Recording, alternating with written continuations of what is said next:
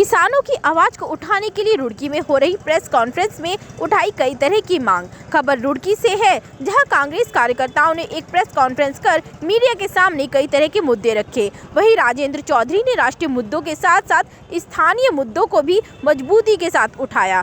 पत्रकारों से वार्ता करते हुए उन्होंने कहा कि कांग्रेस पार्टी में अनुशासनहीनता कतई भी बर्दाश्त नहीं की जाएगी। हाईकमान द्वारा दिए गए आदेशों का पालन हर हाल में किया जाएगा।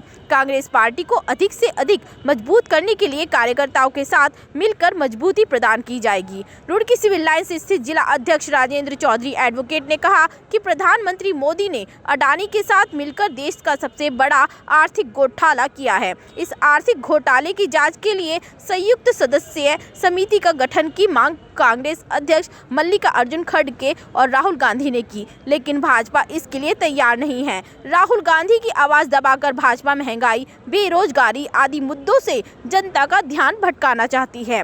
वहीं झबरेड़ा विधायक जिला अध्यक्ष वीरेंद्र जाती ने कहा कि अडानी मामले में आवाज उठाने पर भाजपा ने राहुल गांधी की सदस्यता समाप्त की तो तानाशाही से कम नहीं है।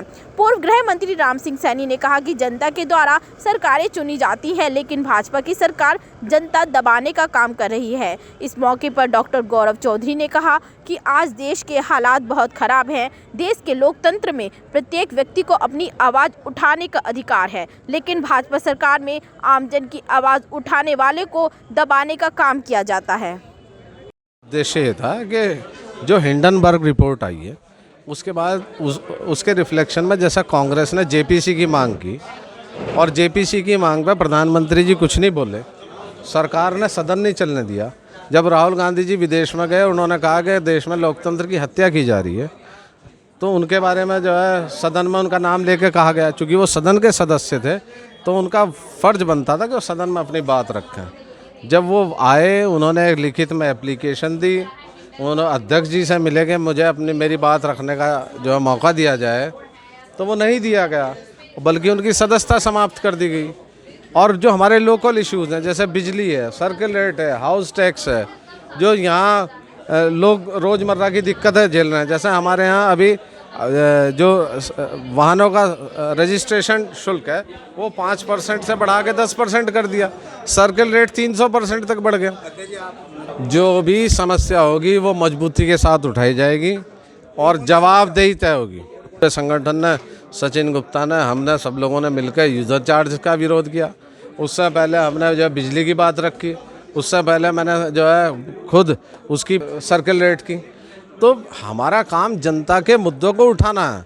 और मैं पूछना चाहता हूँ कि क्या जिन मुद्दों के बारे में मैंने कहा वो सही हैं तो आप मेरा सहयोग करें, अगर गलत हैं तो मना करते हैं। साहब टेंडर को वो महंगी कर रही थी, प्रधानमंत्री जी ने कहा, स्मृति ईरानी ने कहा, रामदेव ने कहा, आज वो सब गायब हैं।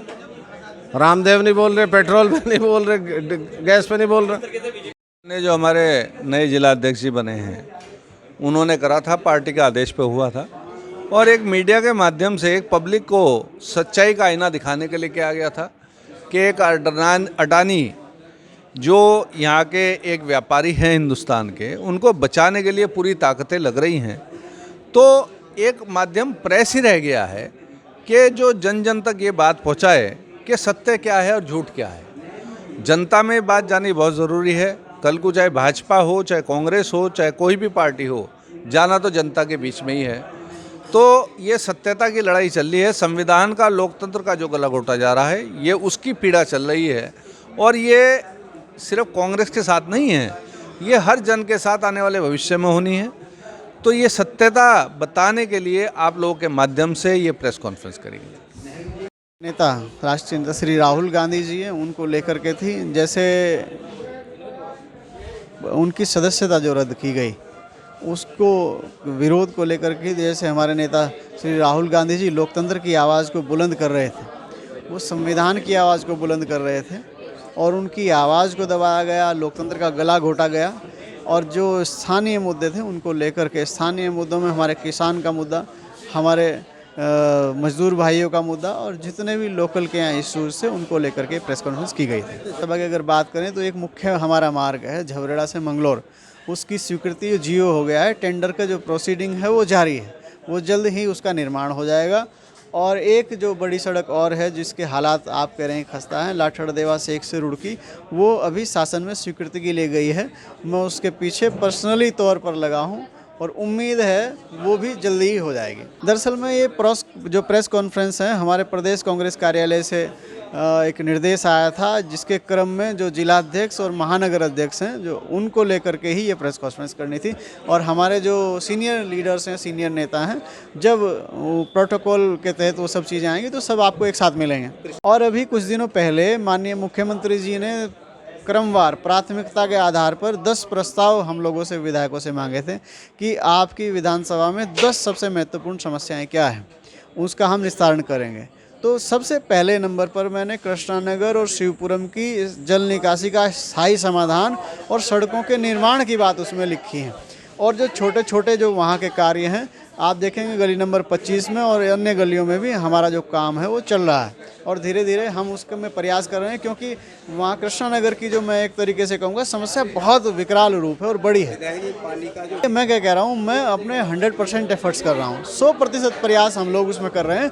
और इसमें मैं मानता हूँ आपको आने वाले 1 साल में, 1.5 साल में या 6 महीने में, जितना भी समय लगता है, मैं वादा नहीं करूँगा, पर आपको निश्चित रूप से प्रभाव जो है वो ज़रूर दिखेगा।